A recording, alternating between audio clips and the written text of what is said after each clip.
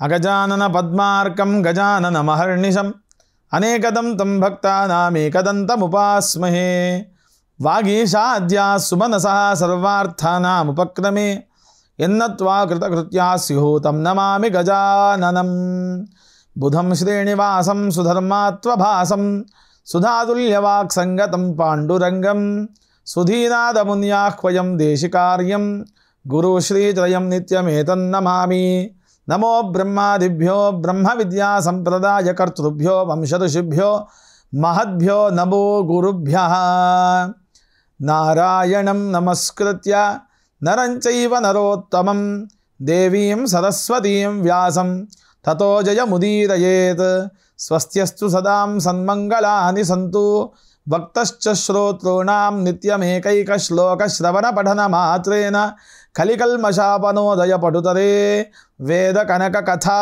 ప్రస్తూయతే వ్యాసాయ విష్ణురూపాయ వ్యాసరూపాయ విష్ణవే నమో వై బ్రహ్మనిధయే వాసిష్ఠాయ నమో నమః. ETV life ఆధ్యాత్మిక ఛానల్ వేదసారం అనే కార్యక్రమానికి స్వాగతం తెలియజేస్తూ యజ్ఞయాగాది క్రతువులు ఆచరించడానికి చేయాల్సినటువంటి ధర్మములు ధర్మ మార్గములు కార్యక్రమ విధి విధానాన్ని అంతా కూడా తెలియజేయడం గత ధారావాహిక ద్వారా తెలియచేస్తూ ఉన్నాం. అందులో భాగంగా గణపతి పూజ పుణ్యాహవాచన పరిషత్ ప్రాయశ్చిత్తాన్ని సంపూర్ణం చేసుకున్నాం.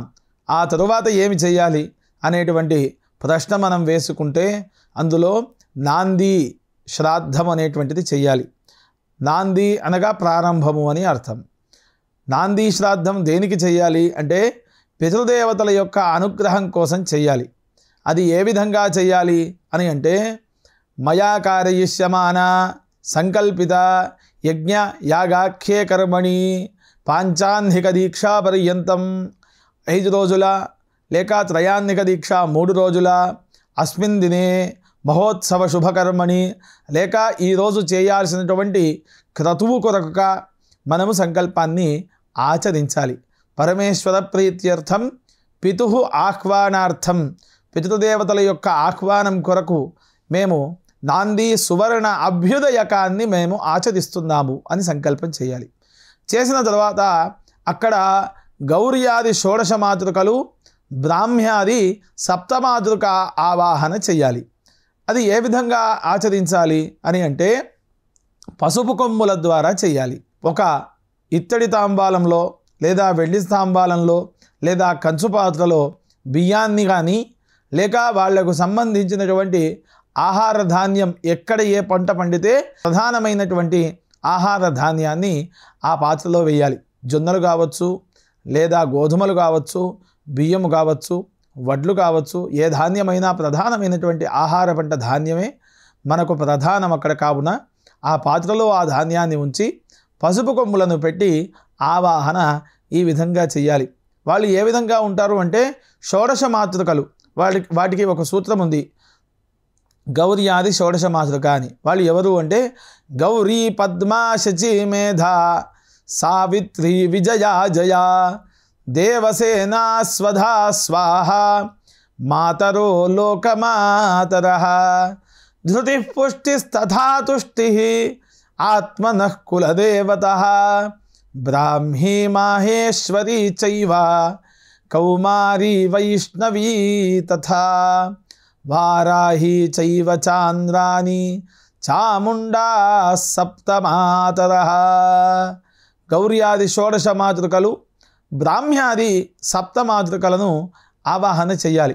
ముందుగా గణపతిని గణానాన్త్వా అనేటువంటి మంత్రము ద్వారా ఆవాహన చెయ్యాలి.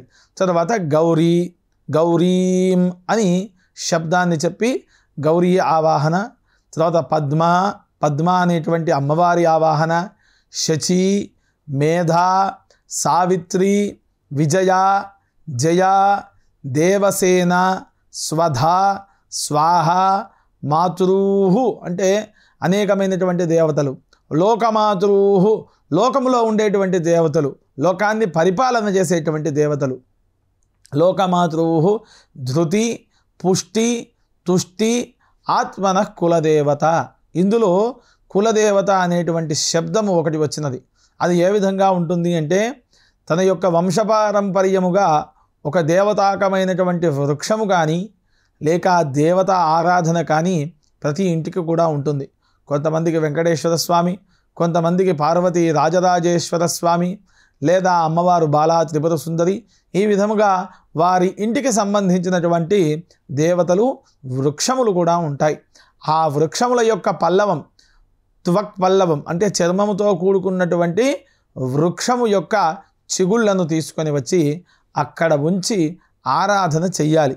చేసిన తరువాత ఈ షోడశ మాతృకల పూజ సంపూర్ణం చేసి బ్రాహ్మ్యాది సప్తమాతృకలు వీళ్ళు ఏ విధంగా ఉంటారు, వారి యొక్క పేరు ఏమిటి అనే ప్రశ్న వేసుకుంటే, బ్రాహ్మి, మాహేశ్వరి, కౌమారి, వైష్ణవి, వారాహి, ఇంద్రాణి, చాముండా అనేటువంటి పేరు కలిగినటువంటి 7 దేవతలను ఆవాహన చేయాలి. చేసి అక్కడ ఈ శబ్దముతో చెప్పాలి, అస్యై ప్రాణా ప్రతిష్ఠంతు, అస్యై ప్రాణాశ్చరంతు చ, అస్యై దేవత్వమర్చాయై మామమేతి చ కశ్చన. నేను ఆరాధిస్తున్నాను, ఇక్కడ ప్రాణప్రతిష్ఠలో మీరు ఉండండి, మిమ్మల్ని ఆవాహన నేను చేస్తున్నాను అని చెప్పి గౌర్యాది షోడశ మాతృకలను, బ్రాహ్మ్యాది సప్తమాతృకలను ఆవాహన చేసి వాటికి షోడశోపచార పూజను ఆచరించి ఆ బ్రాహ్మ్యాది సప్తమాతృకలను, గౌర్యాది షోడశ మాతృకల యొక్క అనుగ్రహం చేత నేను చేసేటువంటి యజ్ఞయాగాది క్రతువులకు సంకల్పాన్ని చేసి ఈ పితృదేవత ఆహ్వానాన్ని చేస్తున్నాను అని అక్కడ అక్షతలు నీళ్లు విడిచిపెట్టాలి. ఈ విధముగా అక్షత నీళ్లు విడిచిపెట్టిన తరువాత అక్కడ సదూర్వాంకురాన్ జలంచ హస్తే నాదాయా. దూర్వ అంకురలు, అంకురలు అంటే అర్థం ఏమిటి అని అంటే గరిక పోచలు చక్కగా ఉన్నటువంటివి. ఆ గరిక పోచలను యజమాని యొక్క దోసిట్లో పెట్టాలి. ఎవరు పెట్టాలి అంటే భార్య పెడుతోంది. సదూర్వాంకురాన్ జలంచ హస్తేనాదాయ, నీళ్లను తీసుకొని సన్నగా ధారపోయాలి. అది ఏ విధంగా అంటే, ముందుగా గౌర్యాది షోడశమాతరో బ్రాహ్మ్యాది సప్తమాతృకశ్చ నాంది ముఖా భూర్భువస్సువః ఇదం వః పాద్యం నాంది. నేను నీకు పాద్యాన్ని అర్పిస్తున్నాను, గౌర్యాది షోడశమాతృకలు బ్రాహ్మ్యాది సప్తమాతృకలకు కలిపి అని అక్కడ సంకల్పాన్ని చేసి నీళ్లను విడిచిపెట్టాలి. దోసిట్లో భార్య భర్తకు విడిచిపెట్టిన తరువాత ఆ నీళ్లను కింద ఒక పాత్రలో పట్టుకోవాలి. పట్టుకొని ఈ విధంగా సంకల్పం చేయాలి. అక్కడ ప్రతి కార్యక్రమానికి కూడా పితృదేవత సంబంధమైనటువంటి విశ్వేదేవతలను ఆవాహన చేయాలి. ఈ విశ్వేదేవతలు ఎవరు అంటే, దక్ష ప్రజాపతికి విశ్వాదేవి అనేటువంటి ఒక అమ్మాయి ఉండేది. ఆ అమ్మాయికి సంతానం ఉంది. ఆ సంతానంలో ఎవరెవరు వాళ్ళు అనేటువంటి ప్రశ్నకు సమాధానం ఈ విధంగా చెబుతూ ఉన్నారు మనకు ధర్మశాస్త్రమైనటువంటి గ్రంథాలు.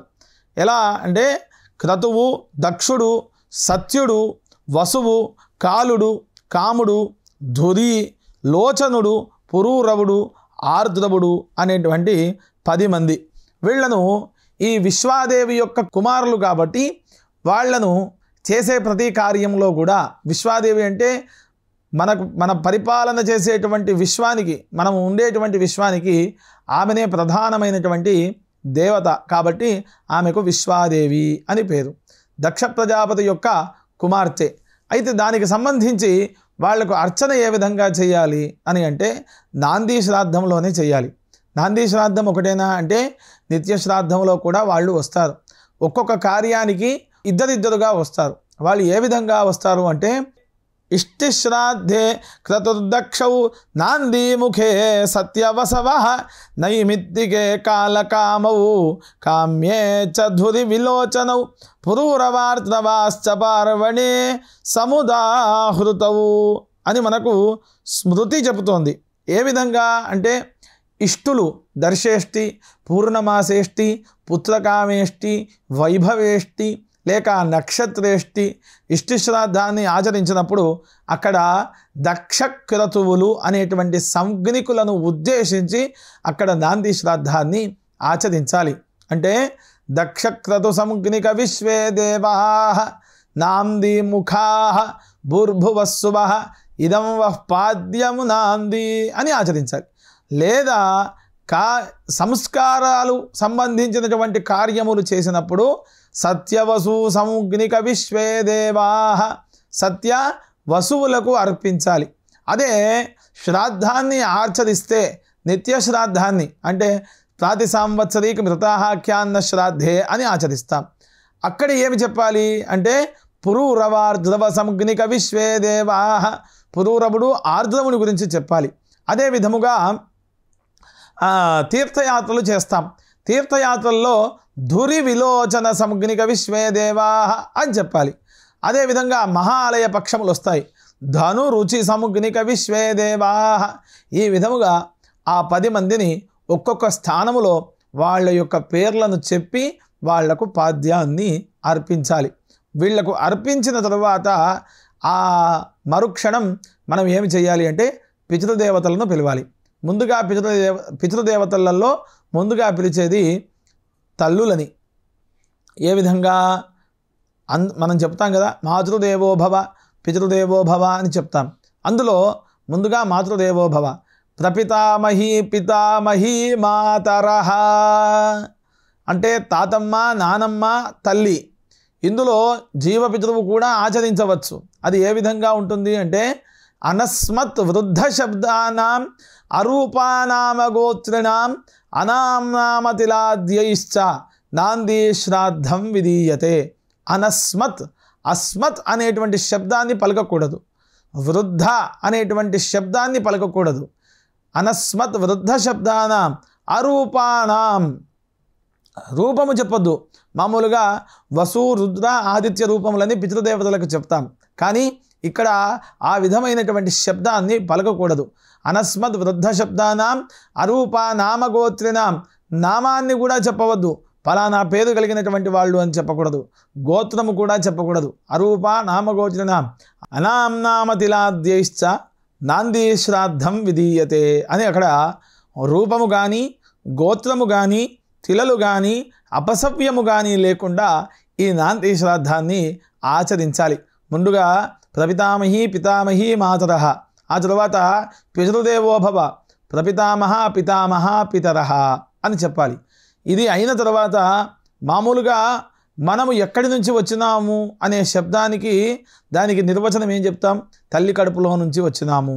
అందుకే మాతృదేవోభవ అని ముందుగా తల్లిని సేవిస్తూ ఉన్నాం. ఆ తల్లి ఎక్కడి నుంచి వచ్చిందో వాళ్లకు సంబంధించినటువంటి వాళ్ళని మాతామహస్థానము అని అంటాం. మాతామహ మాతుః పితామహ మాతుః ప్రపితామహాః సపత్నీకాః గోత్రాః నాందీముఖాః భూర్భువస్వః ఇదం వః పాద్యం నాంది. అమ్మమ్మ తాతమ్మ ముత్తాతమ్మ లేక తాత వాళ్ళ తండ్రి ఈ విధముగా వాళ్లకు పాద్యాన్ని అర్పించి ఆ యొక్క దూర్బలను నీళ్లను విడిచిపెట్టాలి. విడిచిపెట్టిన తర్వాత పునఃసదూర్వాంకురాన్ జలంచహస్తే నాదాయ ముందుగా పితృదేవతలకు పాద్యాన్ని అర్పిస్తాం. అర్పించిన మరుక్షణం వాళ్ళకి ఏమి ఇవ్వాలి అంటే గంధాది ఉపచార కల్పన చెయ్యాలి. వీళ్ళకి చెయ్యాలి అంటే ముందుగా ఏమి చెయ్యాలి అని అంటే అక్కడ ఆవాహన చేసినటువంటి ప్రథమంగా ఆవాహన చేసినటువంటివి ఏమిటి? గౌర్యాది షోడశ మాతృకలు, బ్రాహ్మ్యాది సప్త మాతృకలు. వీడికి ఆవాహన చేసినాం కాబట్టి వాళ్లకు గంధాద్యుపచార కల్పన చేసిన తర్వాతనే ఈ పితృదేవతలకు కూడా చెయ్యాలి. అది ఏ విధంగా అంటే గౌర్యాది షోడశమాతరో బ్రాహ్మ్యాది సప్తమాతరశ్చ నాందీముఖాః భూర్భువస్సువః ఇదం ఆసన గంధాది ఉపచార కల్పనం స్వాహా నమ ఇయంచ వృద్ధి. అక్కడ ఏ విధంగా ఆచరించాలి అంటే 2 వాక్యాలలో అక్కడ సూత్రము చెప్పిన ఒక ఆసనమును ఉంచి ఆసనము పైన ఒక బ్రాహ్మణుని కానీ లేక ఆ పితృశబ్దముతో ఉండేటువంటి వాళ్ళను ఒకరిని కూర్చోబెట్టి ఆ స్థానములో గంధము సమర్పణ చేయాలి. గంధాః పాంతు సౌమంగళ్యం చాస్తు అక్షతాః పాంతు ఆయుష్యమస్తు పుష్పాణి పాంతు సౌభాగ్యమస్తు తాంబూలాని పాంతు ఐశ్వర్యమస్తు దక్షిణాః పాంతు బహుధేయం చాస్తు స్వశ్రేయసమస్తు అని అక్కడ గంధాది ఉపచార కల్పనం స్వాహా నమ ఇయంచ వృద్ధి. గంధాది ఉపచార కల్పనాన్ని చేసి ఈ వృద్ధి శ్రాద్ధం, ఈ నాంది శ్రాద్ధం ఏదైతే ఉందో దీనికి మీరు వచ్చినందుకు గాను మీకు సమర్పణ చేస్తున్నామనే సంకల్పంతో చెయ్యాలి. ఆ తర్వాత గౌర్యాది షోడశమాతృకలు అయిన తర్వాత ఏ కార్యాన్ని చేస్తే మనం ఏ విశ్వదేవతలు ఉంటారో మనం చెప్పుకున్నాం.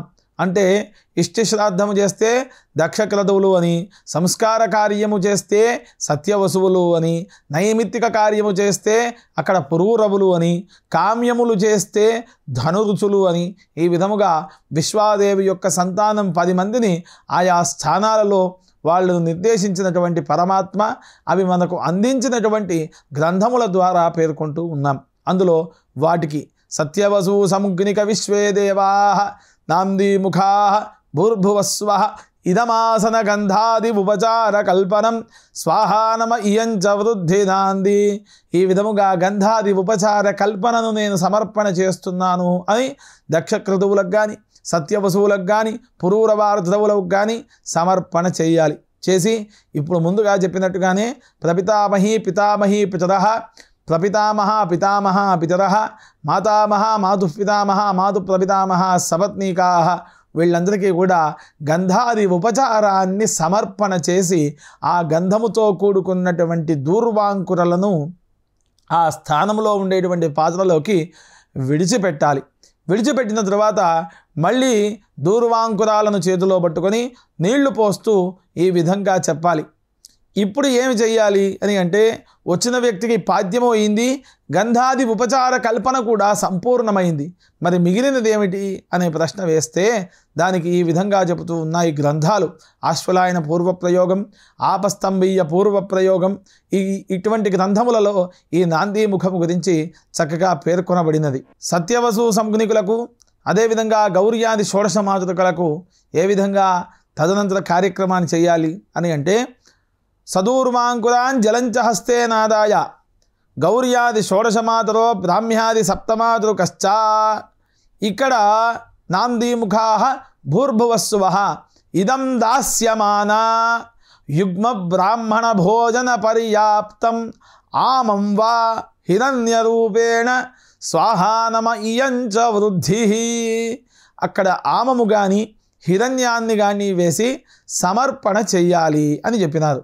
ఈ విధముగా బ్రాహ్మణ భోజన పర్యాప్తం, బ్రహ్మజ్ఞానాన్ని సంపాదించుకున్నటువంటి వాళ్లను కూర్చుండబెట్టి వాళ్లకు ఈ గౌర్యాది షోడశమాతృక బ్రాహ్మ్యాది సప్తమాతృక స్వరూపముగా ఈ భోజనాన్ని సమర్పణ చేస్తున్నాము అని సంకల్పం చేయాలి. ఆ తర్వాత ఏ శ్రాద్ధాన్ని అయితే మనం ఆచరిస్తున్నామో నాంది శ్రాద్ధాన్ని, దానికి సంబంధించినటువంటి యజ్ఞయాగాది క్రతువుల సంకల్పాన్ని చెప్పి ఇక్కడ సత్యవసు సంజ్ఞకుల దక్షక్రతు సంజ్ఞకుల వాళ్ళ యొక్క పేర్లను చెప్పి ఆ దేవత విశ్వేదేవతాక శబ్దానికి కూడా బ్రాహ్మణ భోజన పర్యాప్తం యథాశక్తి ఆమం వా హిరణ్య రూపేణ స్వాహానమ ఇయంచ వృద్ధి అని విడిచిపెట్టాలి. ఆ తర్వాత పితృదేవతలకు ప్రపితామహీ పితామహీ మాతరః, ప్రపితామహ పితామహ పితరః, మాతామహ మాతుపితామహ మాతు ప్రపితామహ సపత్నీకాః వీళ్లను 12 పితరులు అని అంటారు. 12 మంది భోజనాన్ని సమర్పణ చేసి ఈ నాంది శ్రాద్ధాన్ని ఆచరించి అక్కడ ఈ విధముగా నమస్కారం చేయాలి. ఉపాస్మై గాయతా నరః పవమానాయేంధవే అభిదేవాంగ్ ఇయక్షసే అనేటువంటి మంత్రాన్ని అక్కడ ఉచ్చరించి నేను చేసేటువంటి కార్యమునకు గాను పితృదేవతలు వచ్చి ఆశీర్వనుగ్రహాలు అందించాలి అని తాను సంకల్పాన్ని ఆచరించి అక్కడ పరమేశ్వరార్పణగా సమర్పణ చేయాలి అని నాంది విధానమంతా కూడా పేర్కొన్నది అని మనకు అనేకమైనటువంటి ధర్మశాస్త్ర గ్రంథాలు, యజ్ఞయాగాది క్రతువులు, వివాహ సంస్కారములు చేయడానికి చేయాల్సినటువంటి విధానమంతా కూడా తెలియచేసినాయని చెబుతూ నాంది శ్రాద్ధానికి సంబంధించినటువంటి విషయాలన్నీ కూడా మనకు కపర్ది అనేటువంటి ఋషి మనకు అందించినాడు అని ధర్మశాస్త్ర గ్రంథాలు చెబుతూ ఉన్నాయి. నాంది శ్రాద్ధాన్ని ఏ విధంగా ఆచరించాలి అనేటువంటి విషయం అంతా కూడా మనం తెలుసుకుందాం. అది ఏ విధంగా అనేటువంటి విషయం కపర్ది మనకు చెప్పినాడో ఆ శ్లోకాలను మనం విందాం. నాంది ముఖే వివాహే చ ప్రపితామహ పూర్వకం నామ సంకీర్తయేత్ విద్యాత్ అన్యత్ర పితృపూర్వకం మాతుశ్రాద్ధస్తు పూర్వం స్యాత్ పితॄణాం తదనంతరం తతో మాతామహానాంచ వృద్ధౌ శ్రాద్ధం త్రయస్మృతం మాతుశ్రాద్ధస్తు పూర్వేద్యుః కర్మా హనితు పైతృకం మాతామహ్యం చోత్తరేద్యుః వృద్ధౌ శ్రాద్ధం త్రయం స్మృతం ఏతచ్ఛసతి సామర్థ్యే వేదితవ్యం శుభే దినే. ఈ కార్యానికి పూర్వేద్యుః కర్తవ్యం. ఒక యజ్ఞాన్ని మనం ఆచరిస్తున్నాము అంటే దానికి సంకల్పంగా ముందు రోజు ఈ నాంది అనేటువంటి కార్యాన్ని మనం ఆచరించాలి. నాంది కార్యానికి అనస్మత్ వృద్ధ శబ్దానాం, అస్మత్ అనే శబ్దం కానీ వృద్ధ శబ్దం కానీ రూపము కానీ తిలలు కానీ ఉండకూడదు అని చెప్పినారు. అస్మద్ రూపం తిలాందర్భ అపసవ్యం తథైవచ నాంది శ్రాద్ధే త్యజేద్విద్యాత్ వృద్ధపూర్వంతు పర్వతాః అని మనకు వెంకట సోమయాజీయం అనేటువంటి గ్రంథం కూడా పేర్కొన్నది. ఈ విధముగా వివాహాది క్రియా సర్వే శాలాయాం వాస్తు హోమచ ఇట్లాంటి కార్యక్రమాలకు వృద్ధి కార్యక్రమాలకు అన్నింటికీ కూడా ఈ నాంది కార్యం అనేటువంటిది ఆచరించాలి అని మనకు పెద్దలు చెప్పినారు, ఆచరిస్తూ ఉన్నారు, ఆచరింప చేస్తూ ఉన్నారు. ఇటువంటి కార్యాలన్నీ కూడా చేస్తేనే మనకు వృద్ధి జరుగుతోంది అని మనకు పెద్దలు సూచించినారు. దానికి గాను గణనాథ పూజ, వైదిక పుణ్యాహవాచన, పరిషత్ ప్రదక్షిణ, పరిషత్ ప్రాయశ్చిత్తాన్ని ఆచరించి ఈ నాంది ముఖాన్ని మనమందరం కూడా ఆచరించాలనేటువంటి ఆవశ్యకత మనందరికీ కూడా ఉన్నది. ఈ ప్రతిష్టాది యజ్ఞయాగాది క్రతువులను ఆచరించే సమయంలో ఈ నాంది శ్రాద్ధాన్ని ఉన్నతంగా ఉత్కృష్టంగా కూడా చేయాలి. అలా చేసినప్పుడు మనకు పితృదేవతల యొక్క ఆశీర్వణ గ్రహాలు దొరుకుతాయి.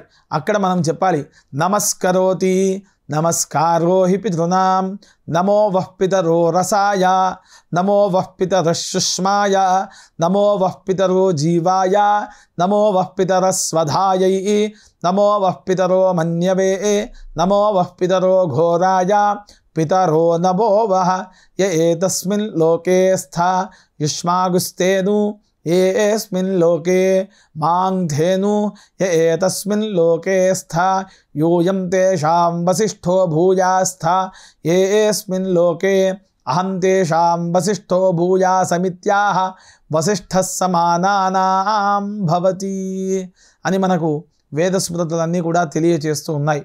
ఈ విధముగా నాంది శ్రాద్ధాన్ని ఆచరించి పరమాత్మ యొక్క పితృదేవతల యొక్క ఆశీర్వనుగ్రహంతో మళ్ళీ మనము ఇంకొక ఎపిసోడ్ ద్వారా ఈ ఇడాహవాచనం, దేవతాహ్వానం అనేటువంటి విషయాన్ని తెలియజేసుకుందాం. స్వస్తి ప్రజాభ్య పరిపాలయంతాం న్యాయేన మార్గేణ మహిం మహిషాః గోబ్రాహ్మణేభ్యః శుభమస్తు నిత్యం. లోకాః సమస్తాః సుఖినో భవంతు.